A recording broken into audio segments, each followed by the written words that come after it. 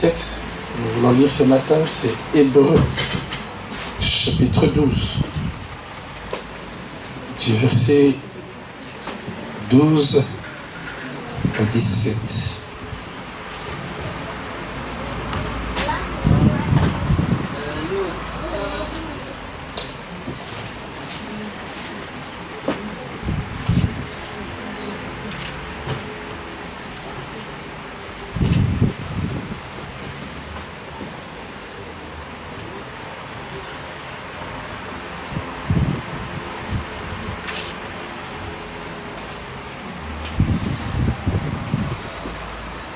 Hébreux 12, tout le monde a trouvé?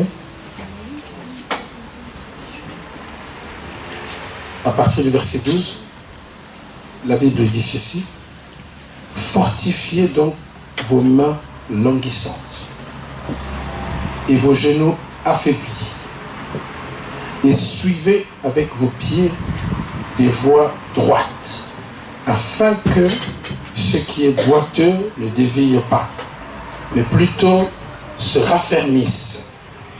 Recherchez la paix avec tous et la sanctification, sans laquelle personne ne verra le Seigneur.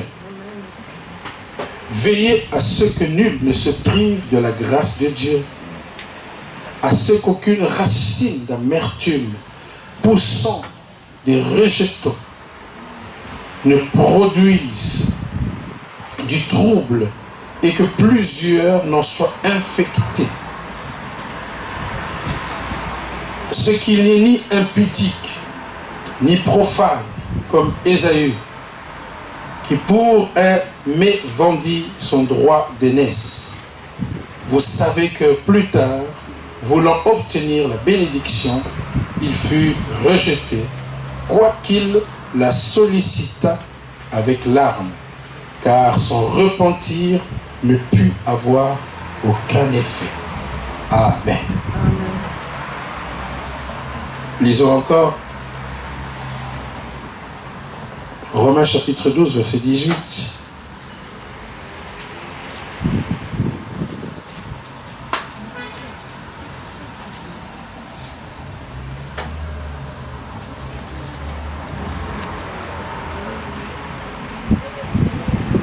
Romains 12, verset 18. Vous avez trouvé? Amen. S'il est possible, autant que cela dépend de vous, soyez en paix avec tous les hommes. Alors, notre dernier verset, c'est 1 Thessaloniciens, chapitre 4.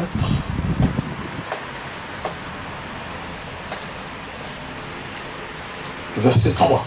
1 Thessaloniciens, chapitre 4, verset 3. Ce que Dieu veut, c'est votre sanctification. C'est que vous vous absteniez de l'impudicité.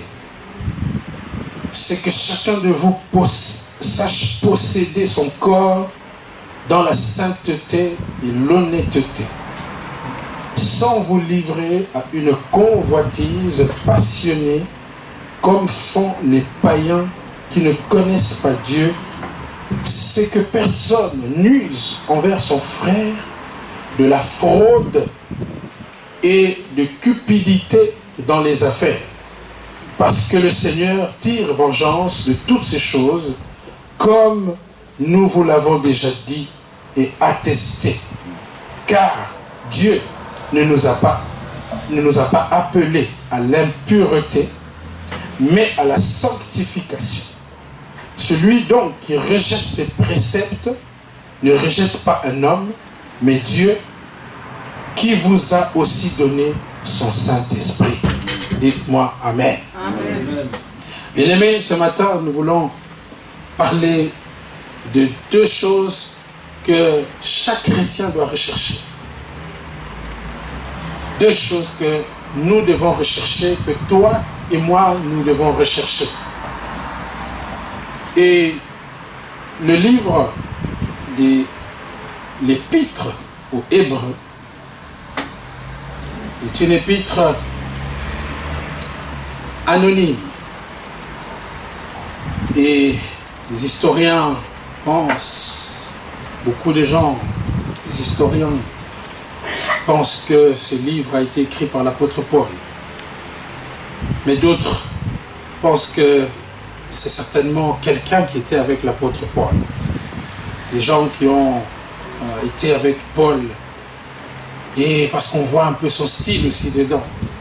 Alors les gens pensent que si ce n'est pas Paul qui a écrit, alors c'est certainement quelqu'un qui a marché avec l'apôtre Paul, qui a écrit l'épître aux Hébreux. Et cette épître aux Hébreux s'adresse aux judéo-chrétiens, ça s'adresse aux juifs qui se sont convertis au christianisme, qui avaient encore des pratiques, des coutumes juives comme la circoncision. Et cette épître s'adresse à eux. Et chaque chapitre aborde une thématique particulière, comme par exemple l'épître aux Hébreux, le chapitre 11 de ce livre. C'est un chapitre que vous devez connaître parce qu'on parle de la foi. Amen, amen.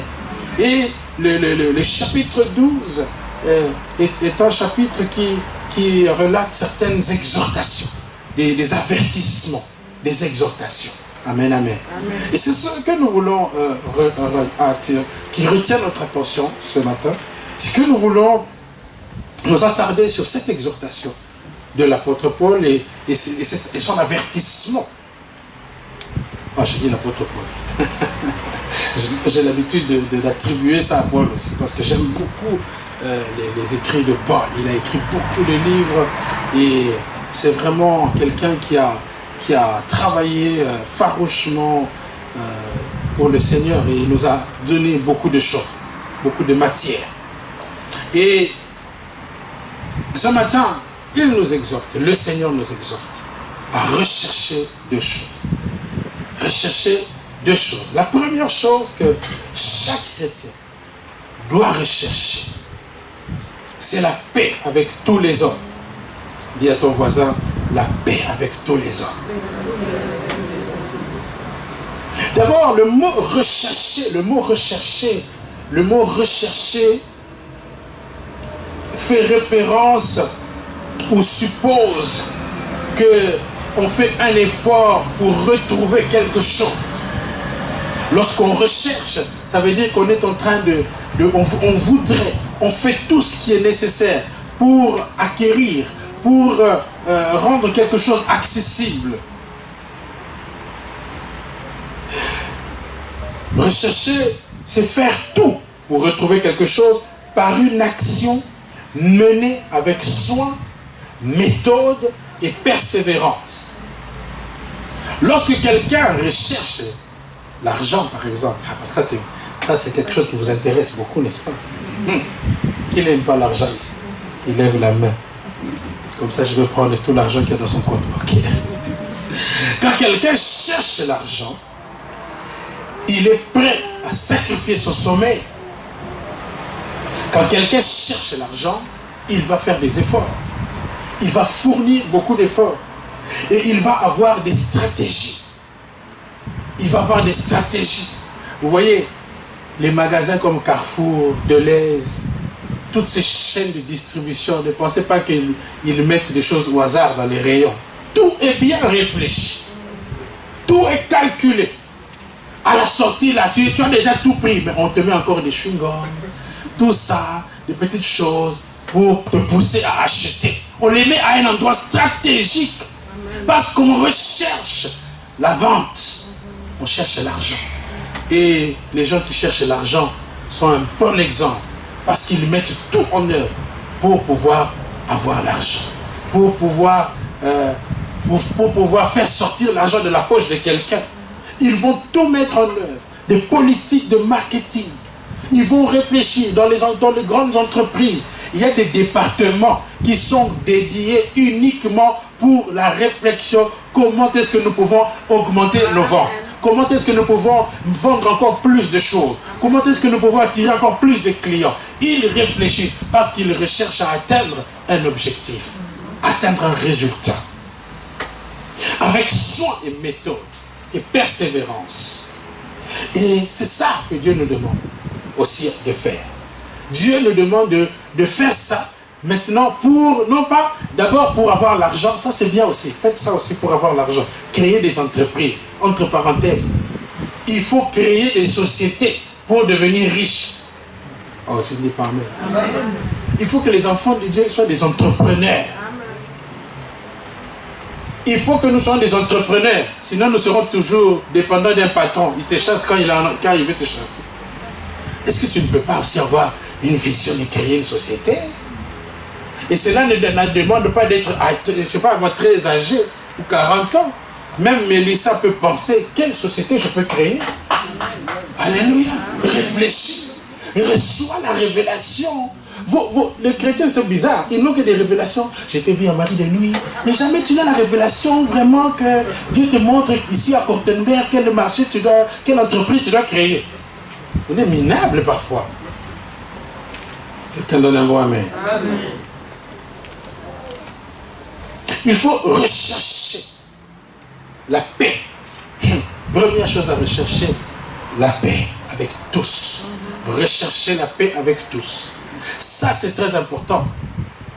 Bien aimé, si nous voulons voir la gloire de Dieu, si nous voulons vivre la puissance de Dieu, il faut qu'il y ait la paix. La paix. Et la paix, bien aimé, c'est synonyme de la tranquillité. L'absence de guerre et de conflit. C'est ça la paix. Amen. Donc c'est une situation de paix dans les relations que Dieu nous demande de rechercher. Si Dieu te demande de rechercher, ça veut dire que ça ne vient pas tout seul. Si Dieu dit que nous devons rechercher, ça veut dire que ça ne va pas tomber du ciel. Pour être en paix avec tous les hommes, il y a un travail que tu dois faire. Amen. Et la paix est très capitale pour que la manifestation du Saint-Esprit soit libérée dans un groupe, dans une communauté. Pour que la bénédiction de Dieu puisse descendre dans une famille. Il faut qu'il y ait la paix dans cette famille. Il faut qu'il y ait la paix dans une église pour que le Seigneur puisse se manifester pleinement. Et nous devons rechercher la paix. Nous devons travailler pour qu'il y ait la paix. Nous devons faire des efforts. Nous devons user de prévenance pour qu'il y ait la paix. Nous devons anticiper parfois pour qu'il y ait la paix. Parce que la paix ne vient pas gratuitement. Les conflits viennent facilement. Mais la paix, c'est difficile. Il faut rechercher la paix, bien-aimé, avec tous les hommes. Il faut qu'un enfant de Dieu, la Bible dit que l'apôtre Paul, je crois, il disait cela à Timothée, si je ne m'abuse, qu'il faut que le serviteur de Dieu soit affable devant tous. Ça veut dire que tu ne dois pas avoir des conflits avec les gens. Parce que comment est-ce que tu vas prêcher la parole à quelqu'un avec qui vous ne vous entendez pas? Avec quelqu'un avec qui vous vous êtes disputé avant-hier. Comment est-ce que tu peux aller l'exhorter? Parce que Dieu t'appelle à exhorter les gens. Tu es sacrificateur de l'Éternel. La Bible dit que Jésus a fait de nous un peuple de sacrificateurs. Des gens qui doivent intercéder les uns pour les autres. Des gens qui doivent prier les uns pour les autres. Mais comment tu peux aller prier pour quelqu'un avec qui vous êtes en guerre?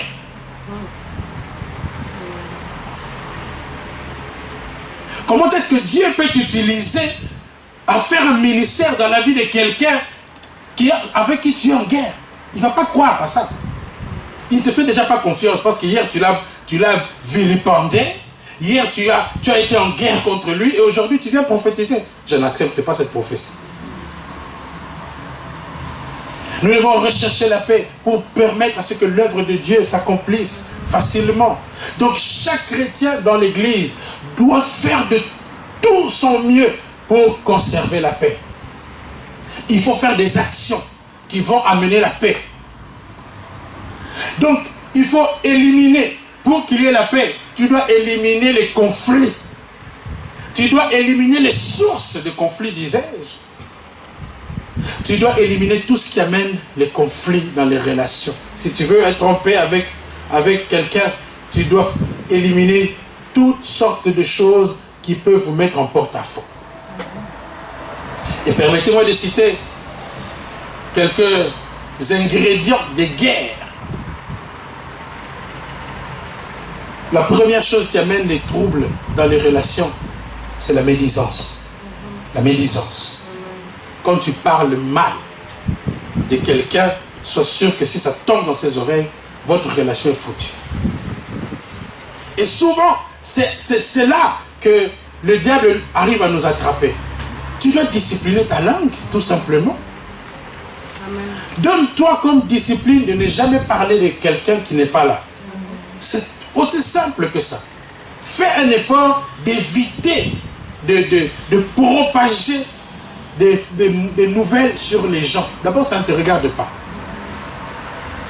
Dites un beau amen. Si nous travaillons notre caractère comme ça, tu te disciplines, tu dis non, moi je ne parle jamais du mal des gens. Tu verras que tu auras moins de conflits. Tu auras rarement de conflits. Tu auras rarement de conflits. Si tu maîtrises bien ta bouche. Parce que c'est là la première source de conflits. C'est quand nous parlons trop. La Bible dit que la bouche qui parle beaucoup ne manque pas de péché. Remarque un peu pourquoi tu es entré en conflit avec telle personne. Souvent c'est parce qu'il y a eu une parole lâchée maladroitement. Apprends à vérifier les choses que tu dis. La médisance. La médisance, quand tu parles de quelqu'un à quelqu'un d'autre. Et aussi la mauvaise façon de parler aux gens. Ça va t'amener dans beaucoup de conflits. Si tu as l'habitude de mal parler aux gens, tu vas avoir beaucoup de guerres. Je connais des gens qui sont vraiment sincères avec Dieu, qui aiment Dieu, mais ils ont des conflits à n'en plus finir. Pourquoi? Parce qu'ils ont une langue de vipère. Si tu as une langue de vipère, tu dois chercher la délivrance. Parce que tu vas avoir beaucoup de problèmes et tu vas créer beaucoup de problèmes aux gens. Apprends à choisir les mots. Comment un enfant de Dieu doit toujours avoir des mots qui blessent. Tu es blessant quand tu parles. C'est un problème. Comment tu blesses toujours les gens? Réfléchis un peu à ce que tu dis. C'est la Bible qui conseille de tourner sa langue 7 fois avant de parler. C'est là que nous créons des conflits, des guerres avec les gens. Si tu m'as mal parlé, après je n'ai plus envie de parler, d'être avec toi.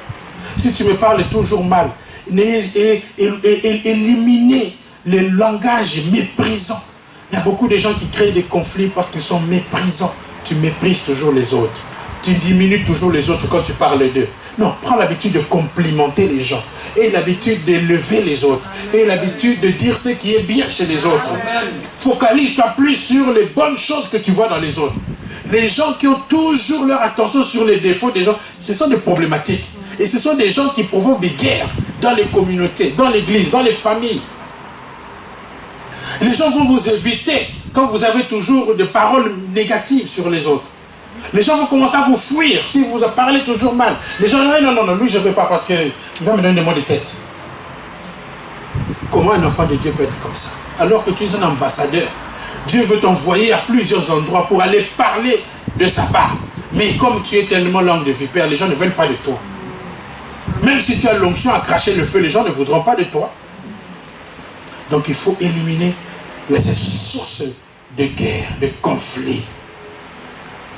La méchanceté. C'est ça qui amène souvent les guerres. Pourquoi tu es méchant vis-à-vis des autres? Pourquoi tu es méchant vis-à-vis de ton frère? Vous savez comment mesurer votre cœur si vous êtes méchant? Comment mesurer le niveau de méchanceté? D'abord, réfléchis un peu. Si c'était toi, ce que tu aimes, si cette chose-là que tu es en train de propager, de parloter partout, imagine que ça s'est passé dans ta maison. Est-ce que tu allais en parler comme ça? Quand tu parles des enfants d'autrui, imagine que c'est ta propre fille de 16 ans qui tombe enceinte. Est-ce que tu vas faire radio, télé et Luxembourg comme tu as l'habitude de faire la camp pour les enfants des autres? Ce que tu veux que l'on fasse pour toi, fais de même pour les autres. C'est ça la justice, bien-aimé. Beaucoup de chrétiens parfois se trompent. Ils croient que c'est à force de faire des longues prières et avec une piété masquée là et vous parlez en langue, beaucoup de langues et tout ça, vous chantonnez en langue, c'est bien. Mais si tu n'as pas d'amour, ça ne vaut rien tout ça. Si tu es méchant, et je ne comprends pas, dans les églises, tu vois quelqu'un vraiment pendant le culte, mais non. Tu sens que la terre tremble quand elle prie. Quelle onction! Mais dès que la prière se termine, écoute comment il va commencer à descendre les gens, à mépriser les gens. Tu es méchant, c'est pas possible. Et d'ailleurs, j'ai remarqué que les gens les plus méchants, ce n'est pas dans les bars que tu vas les trouver, c'est à l'église. C'est bizarre. Parfois, franchement, il y a eu des périodes comme ça où je me demandais si j'étais avec des gens qui étaient dans des bars. Je crois que ça allait être mieux qu'avec ces gens qui prient ici. Quelle méchanceté! Des gens qui te descendent, qui sont prêts à inventer des histoires. Il se convainc à lui-même que ce qu'il a inventé, c'est vrai. Et il lui raconte ça avec conviction. J'ai dit, mais c'est pas possible. Et tout ça au nom de Jésus. Non, il faut éliminer ces choses. Parce que la Bible dit, recherchez la paix avec tous. Non, pas avec un seulement les gens, les macopas, non, avec tout le monde. Parce que c'est facile de dire, oui, je veux la paix, mais avec seulement mes copines. Non. Il faut rechercher la paix avec tout le monde. Même les gens que dans leur tête ne te revient pas trop. Mais cherche quand même la paix avec eux.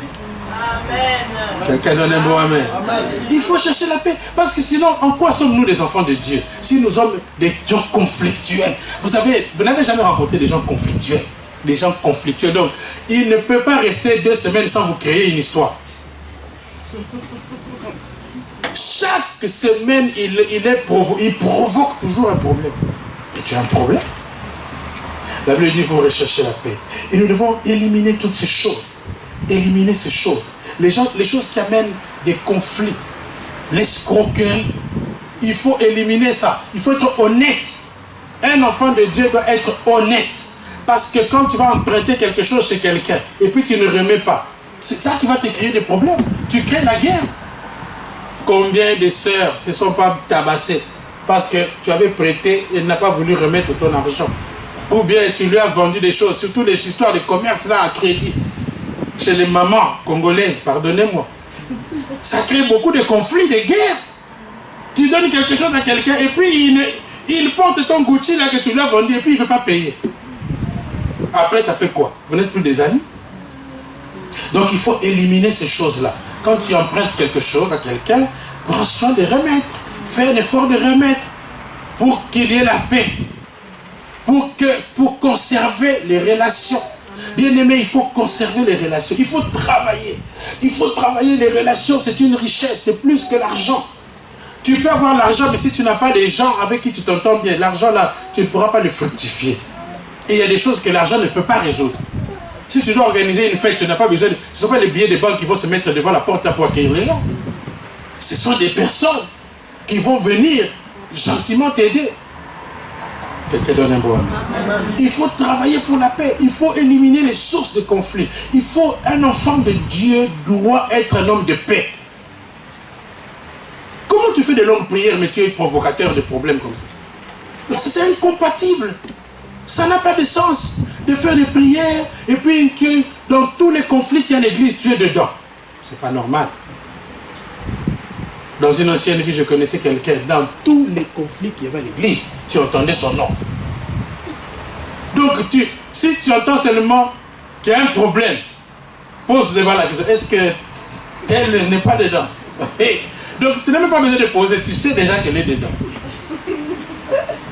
C'est que vraiment, vous êtes un problème. Un vrai enfant de Dieu, authentique, doit être un vecteur de paix. Il faut que quand toi tu arrives quelque part, les gens commencent à ressentir la paix. Les gens se sentent à l'aise.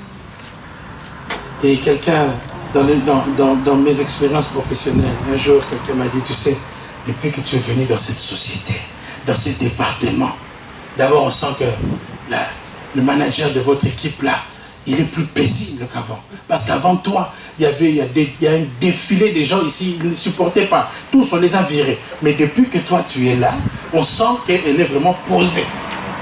Tu dois transporter la paix de Dieu partout où tu vas. Tu ne peux pas être celui qui divise les gens.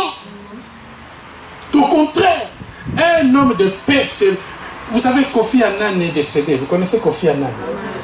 Et pourquoi on parle encore de Kofi Annan aujourd'hui? C'était l'ancien secrétaire général de l'ONU. Ce monsieur, pendant sa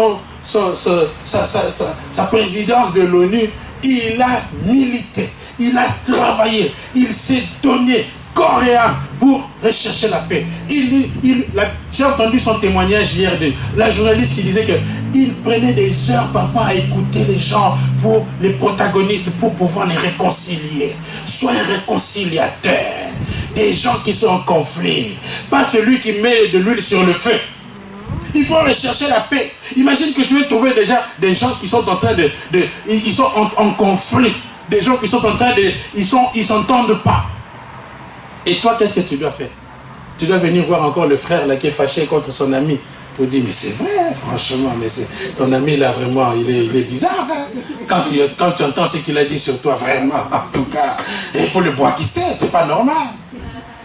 Non, recherchons la paix. Amen. Quand tu vois des gens en train de se tirailler, dis, mes frères, pardonnons-nous, s'il te plaît, oublie seulement, laisse tomber ces histoires-là.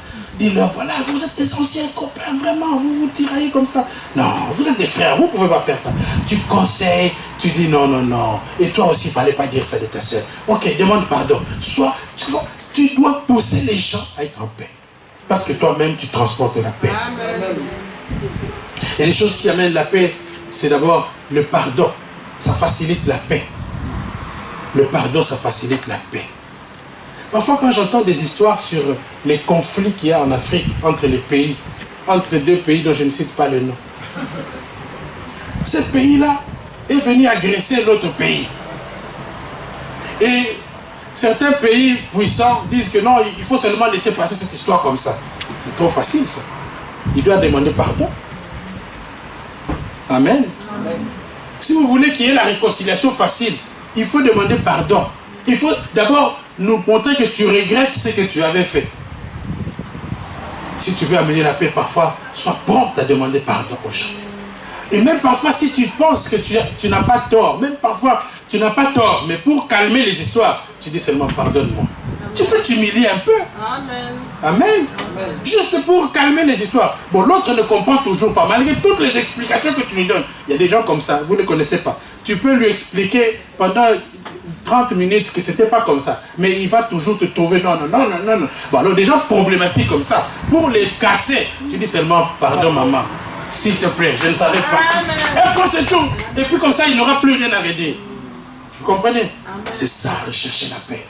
Si tu t'humilies un peu, ça va te diminuer en quoi? Tu ne vas pas mourir. Un vrai enfant de Dieu doit apprendre l'humilité. Les ingrédients de la paix, c'est l'humilité, le pardon, la discipline. Faire attention à ce qu'on fait. Il ne faut pas être maladroit. Il y a des gens comme ça qui vivent sans réfléchir. Et puis chaque fois, il va regretter. Mais non, réfléchis avant. Il faut réfléchir avant. La colère, ce sont des choses qui amènent des guerres. Si tu es un colérique, tu vas être souvent dans des guerres. Parce qu'au moindre problème, tu vas t'énerver. Sois un homme paisible. Parfois, laisse passer des histoires. On t'a dit un peu quelque chose de maladroit. Est-ce que tu dois toujours tout suivre? Est-ce que tu dois toujours réagir à tout? Mais tu as beaucoup de temps à perdre. Il y a des choses que tu entends et puis tu dis basta, au revoir, c'est tout. Tu sois concentré sur les choses qui t'apportent des bénéfices. Quelqu'un donne un bon amen. Amen. Oh, le temps passe. Recherchez la paix avec tous. Et la Bible dit dans Romains chapitre 12 qu'autant que cela dépend de vous, autant que cela dépend de vous, soyez en paix avec tous. Amen, amen. Amen. Donc, dans la mesure où tu es encore capable d'influencer le cours des événements, sois en paix.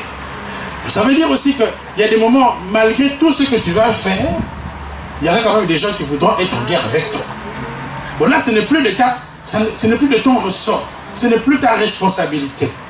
Il y a des gens avec qui tu es en conflit, c'est que tu as tout fait, tu es gentil, tu peux même donner les dents, mais ils te détestent quand même. Il y a des gens comme ça. Alors, qu'est-ce que tu fais avec des gens comme ça?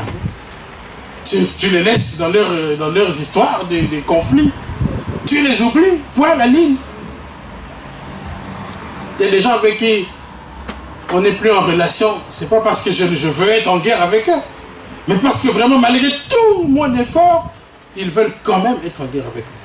Il y a des gens même, tu vas lui demander même pardon. C'est lui qui t'a fait du mal. Tu dis, bon, pour casser l'histoire, je vais lui demander pardon. Mais il te déteste quand même. Et finalement, qu'est-ce que tu veux que je fasse? Que j'aille à la croix pour qu'on s'entende ou comment? Alors si quelqu'un est comme ça, ne vous tourmentez pas. Laissez-le, oubliez-le, c'est son affaire.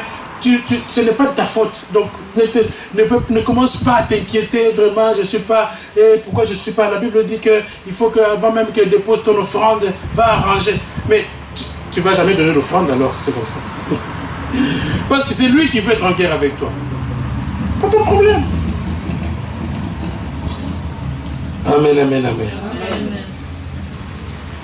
Deuxième chose qu'il faut rechercher, la sanctification. La sanctification. Il faut aussi la rechercher. Ça ne vient pas tout seul. La sanctification, c'est une position dans laquelle nous rejetons les œuvres mortes. La sanctification est un processus dans lequel chaque chrétien doit être engagé. Je crois que je vous ai déjà raconté cette histoire il y a longtemps. Nous sommes allés prêcher, évangéliser dans les parcs. Moi j'étais encore étudiant, on est allé prêcher dans les parcs avec notre pasteur. Et on arrive au parc, on trouve deux jeunes étudiants en train de s'embrasser. Vous connaissez les Européens, ils sont très exhibitionnistes. Ils ne sont pas comme les Africains qui cachent. Eux, ils s'expriment. Ils se font des bisous, même dans le métro. Un jour, j'étais avec mon père dans le train. Et puis un couple vient s'asseoir juste en face de nous. Quelle punition!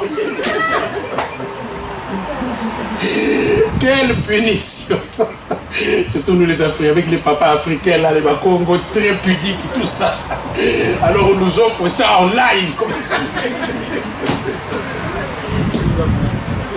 Ils s'embrassent, comme je ne sais pas quoi. Mon père a commencé à dormir. On était mal à l'aise.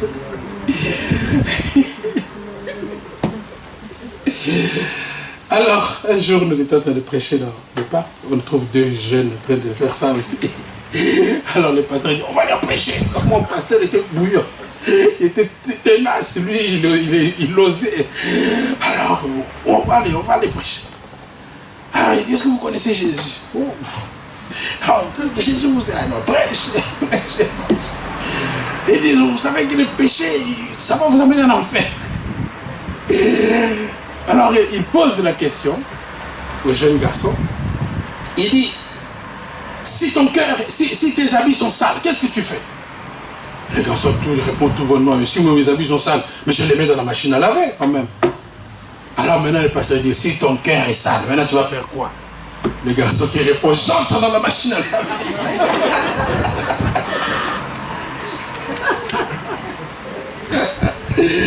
Alléluia.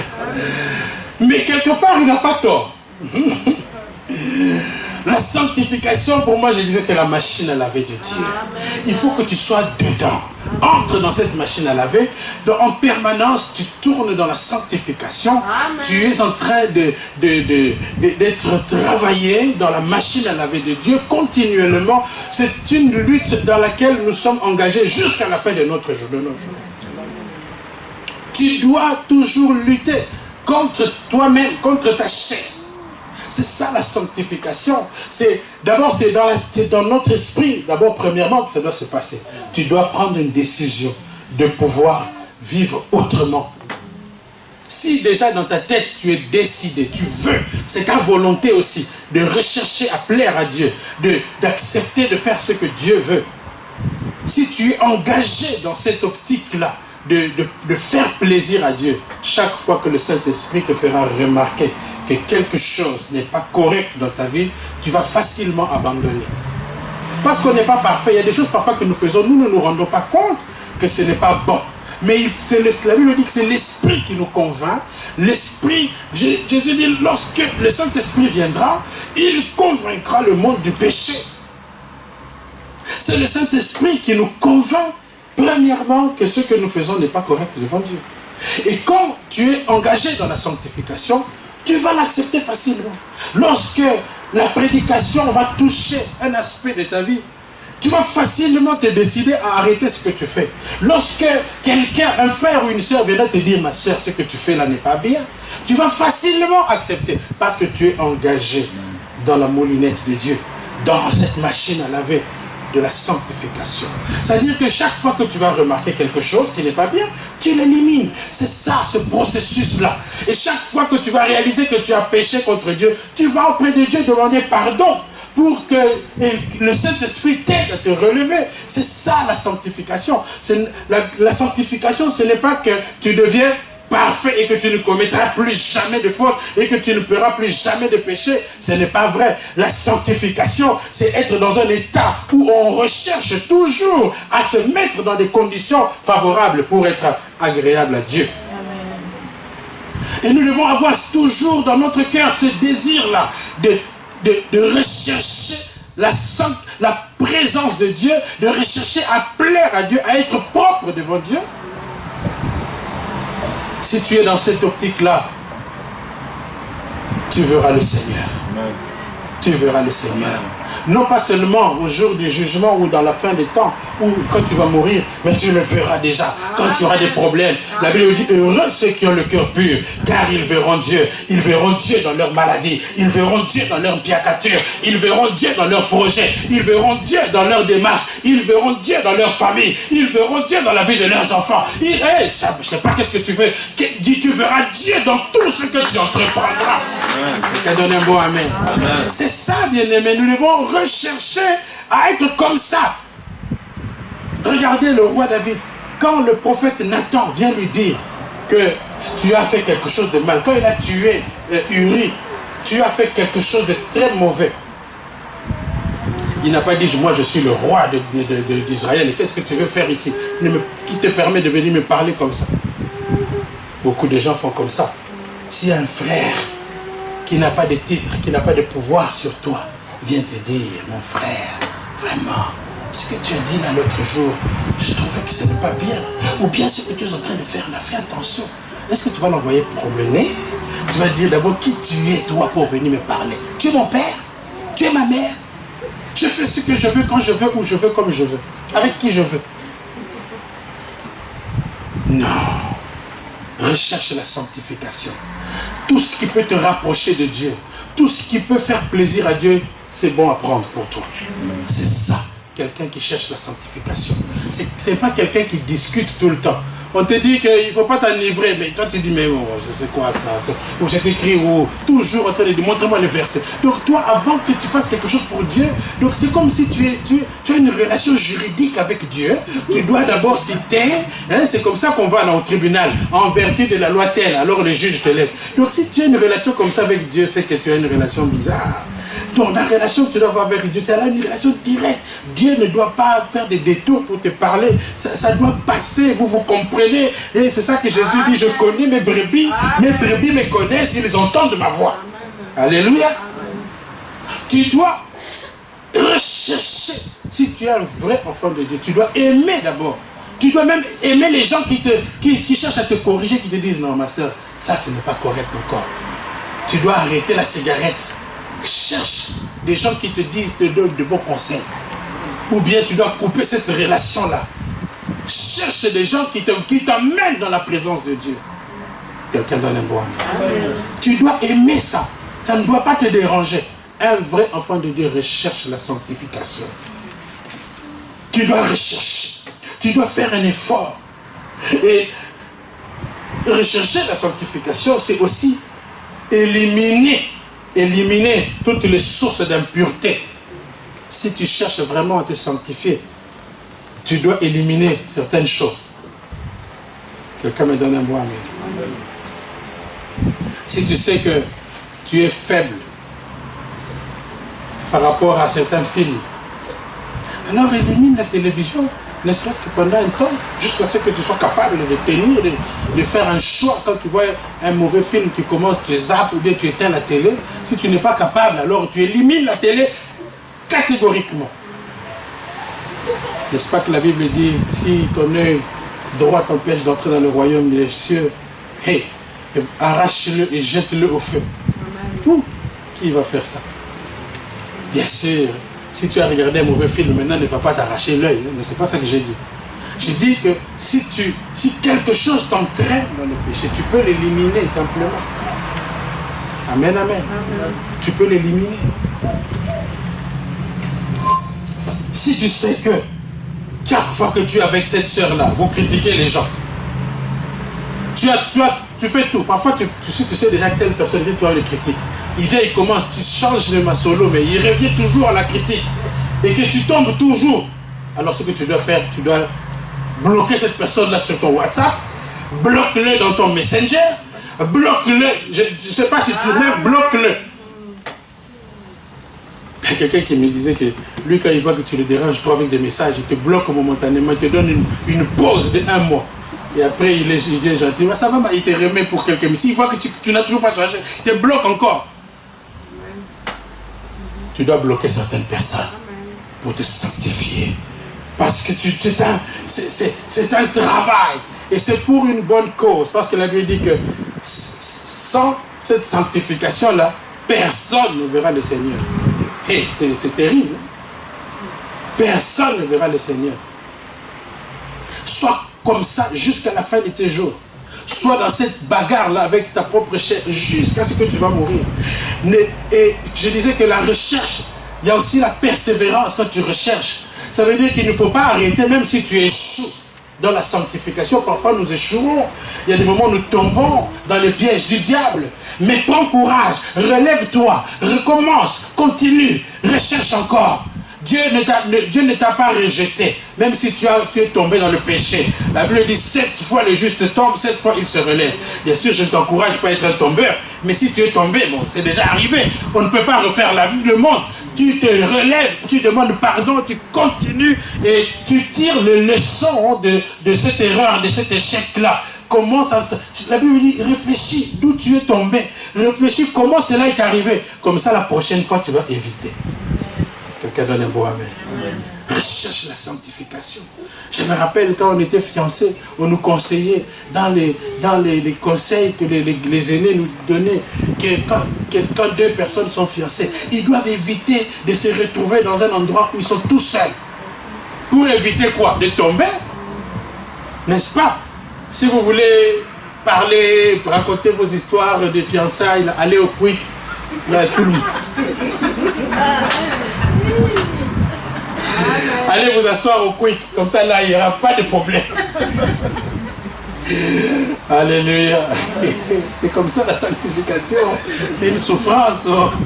On souffre un peu, mais pour la gloire de Dieu. Alléluia. C'est vrai.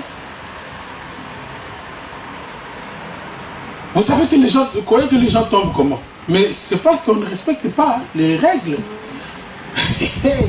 Normalement, toi et moi, nous sommes des gens saints. On est programmés par Dieu pour ne pas commettre de péché. Mais si tu te mets dans des conditions, tu vas commettre des péchés. Même l'archibishop même le pape qui a, je ne sais pas, des tenues là avec des chapeaux, tout ce que tu veux. S'il est dans des conditions, il va commettre le péché. Parce que la chair est faible. C'est ça que la Bible dit, la chair est faible. Vous pensez que si David est tombé avec Bathsheba, c'est parce qu'il était vraiment un mauvais garçon? Mais non, c'était un frère sérieux, il aime Dieu, il a écrit les psaumes, tout ce que tu veux.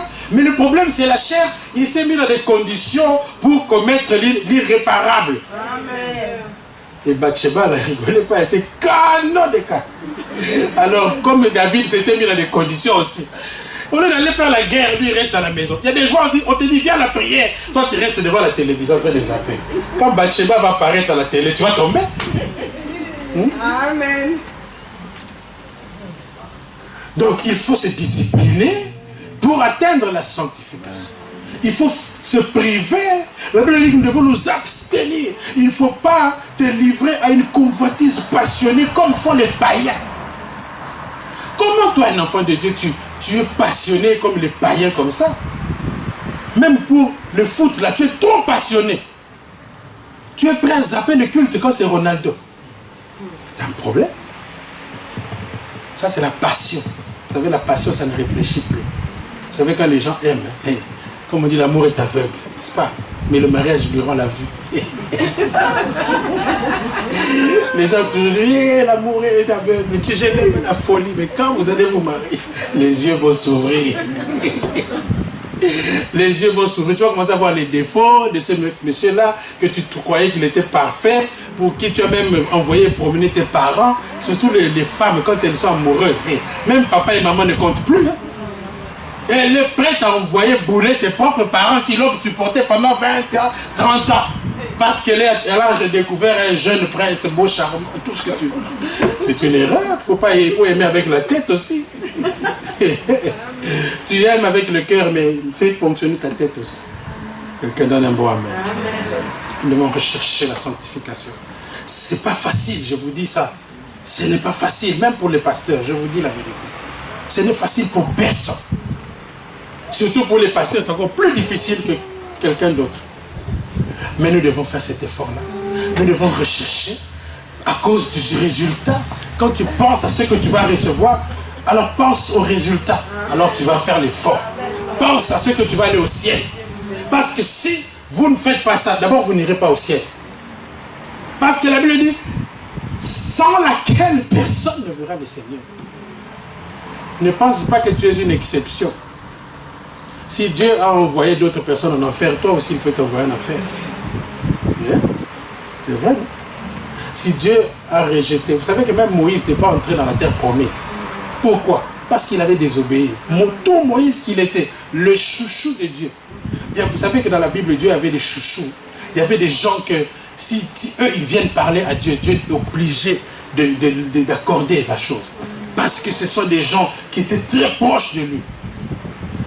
Mais malgré tout, Moïse, puisqu'il a désobéi, il n'est pas entré dans la terre promise. Et il a insisté. Et Dieu lui a dit, ne me parle plus de cette affaire-là. Bon, toi là, avec Moïse, vraiment, compare un peu, toi-même. Compare-toi avec Moïse. Est-ce que tu lui arrives même à la cheville? De niveau de spiritualité seulement. Moïse a tout laissé pour Dieu. Toi, est-ce que tu as déjà laissé même un quart? Mais Dieu lui a quand même interdit d'entrer dans le royaume, dans la terre promise. Donc si toi aussi, tu désobéis, tu ne fais pas ce que Dieu veut, il va aussi t'empêcher d'entrer au ciel. Mais malgré tout l'amour, quelqu'un disait, Dieu ne souffre pas de bontéose. Il t'aime, c'est vrai, mais il est aussi juste avec sa parole. Moi aussi, j'aimerais bien que Dieu ferme les yeux sur mes faiblesses, comme ça je peux en profiter un peu. Mais Dieu ne fonctionne pas comme ça. Donc, tu dois te conformer. Fais tout ton effort pour faire plaisir à Dieu. Fais tout ton effort, reste dans la machine à laver de Dieu. Et d'ailleurs, si tu restes dans la machine à laver de Dieu, à la fin, ça va devenir facile. Vous savez, parfois, nous rendons nous-mêmes notre sanctification difficile quand nous nous mettons dans des situations compliquées. Dans des situations compliquées. Bon, tu te mets toi-même dans des situations difficiles. Bon, tu vas dans cette boîte de nuit, par exemple. Tu vas dans la boîte de nuit. Un frère va dans la boîte de nuit. Et puis il voit des boules rouges, vertes et tout ça. Et puis des femmes habillées comme vous imaginez dans la boîte. Bon, vraiment, tu veux rester sanctifié comment? Même si on te donne des barres de fer, ça va quand même te faire quelque chose. Parce que voilà, tu t'es créé des problèmes toi-même. Certains films sont à proscrire parce que ça ne fait que rappeler des histoires. Des films où les gens s'embrassent toutes les 2 minutes. Ça n'arrête pas. Il y en a qui c'est accidentel, bon, c'est une fois en passant. Mais c'est tout le temps des scènes bizarres. Mais ça va réveiller en toi la passion là que tu as laissé tomber. Il faut rechercher la sanctification, ça veut dire qu'il faut fuir certaines choses. Il faut fuir, il faut fuir. Il faut s'éloigner de certaines choses qui peuvent faciliter ta chute. C'est ça la sanctification. Et il faut apprendre à demander pardon à Dieu chaque jour. Un vrai enfant de Dieu doit s'analyser avant de dormir. Qu'est-ce que j'ai fait de mal? Est-ce que j'ai mal parlé à quelqu'un? Est-ce que j'ai blessé quelqu'un? Pose-toi la question. Est-ce que par mon attitude, j'ai offensé quelqu'un? Parce que, vous savez, si tu offenses quelqu'un, son Dieu va s'élever contre toi. Et ne vis pas comme ça avec insouciance. Tu blesses les gens, tu empoisonnes la vie des autres. Et tu viens lever les mains tranquillement, comme si Dieu doit accepter tout ce que tu fais de mal. Mais il faut t'analyser, il faut s'auto-évaluer. Quelqu'un disait, s'il n'y a pas d'évaluation, il n'y aura pas d'évolution. Il faut s'évaluer soi-même. Et puis, la Bible dit, examine-toi toi-même. Pourquoi tu attends toujours que les frères viennent te dire que ce que tu fais n'est pas bien? Toi-même, tu peux déjà remarquer que ce que tu fais n'est pas bien. Alors, si c'est ça la sanctification. Pose-toi des questions. Qu'est-ce que je dois encore améliorer dans mon caractère? Avec ma femme, qu'est-ce que je dois encore faire? Parce que, d'ailleurs, le premier prochain avec qui on doit rechercher la paix, c'est notre conjoint. Et la première personne, la Bible dit, tu aimeras ton prochain comme toi-même. Le premier prochain, c'est qui? C'est ton mari. C'est ta femme. La première personne avec qui tu dois rechercher la paix, c'est qui? C'est la sœur là de l'église ou le frère de l'église? Non. C'est d'abord la personne qui vit avec toi. Comment tu peux être en paix avec les frères de l'église et à la maison, c'est le torchon brûle? Ça n'a pas de sens. Va d'abord mettre la paix chez toi à la maison et après viens nous prêcher sur la paix.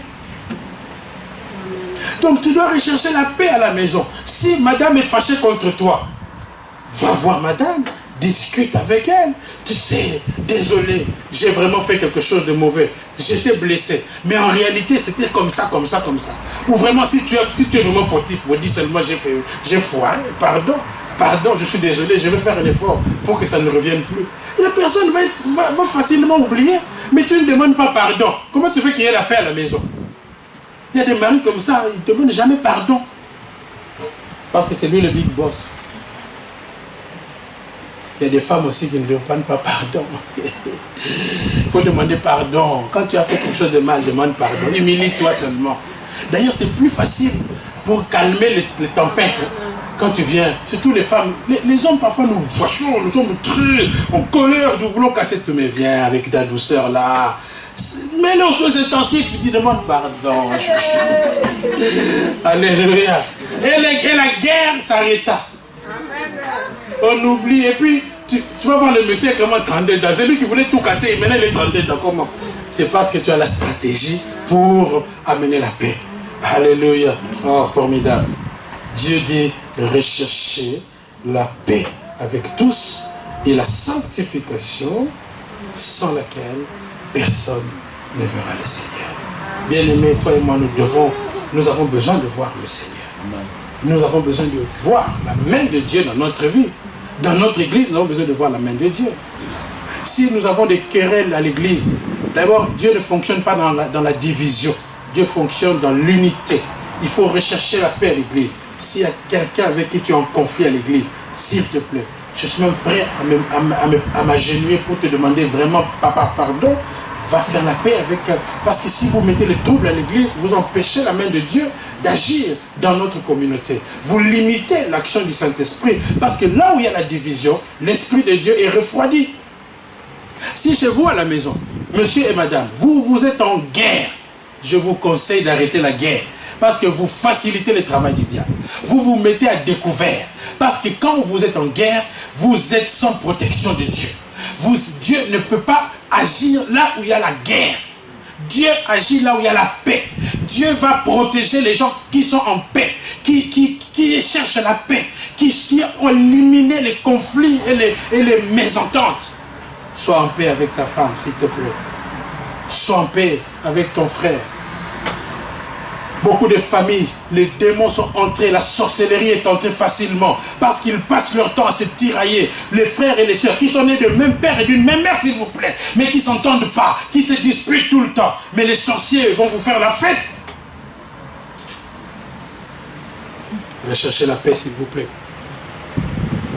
Recherchez la sanctification, parce que lorsque nous sommes saints, lorsque nous sommes sanctifiés, le diable a du mal à nous toucher. Mais quand nous ouvrons des portes au diable, quand nous commettons des choses mauvaises, des péchés, nous ouvrons la porte à Satan. Et oui, le combat spirituel c'est comme ça. Quand tu commets des fautes, tu ouvres la porte. Et il faut lui fermer. La Bible dit, ne donnez pas accès au diable. Parce qu'il est mauvais, c'est un voleur. Chaque fois que vous lui donnez l'accès, il va voler des choses, il va détruire, il va tuer. Alors à la maison, s'il vous plaît, ne donnez pas accès au diable. Quand vous voyez que le torchon commence à brûler, diminue le ton. Parce que nous recherchons la paix. Ferme ta bouche, laisse ton mari se fâcher, jusqu'à ce qu'il va finir, épuiser toute son énergie. Pourquoi? Pour rechercher la paix. Parce que surtout quand les femmes répondent, aïe, aïe, aïe, aïe, aïe, c'est compliqué. Quand elles ouvrent la bouche, hey, cherche la paix, maman, s'il te plaît. Laisse-le, ce n'est pas grave. Ne réponds pas toujours.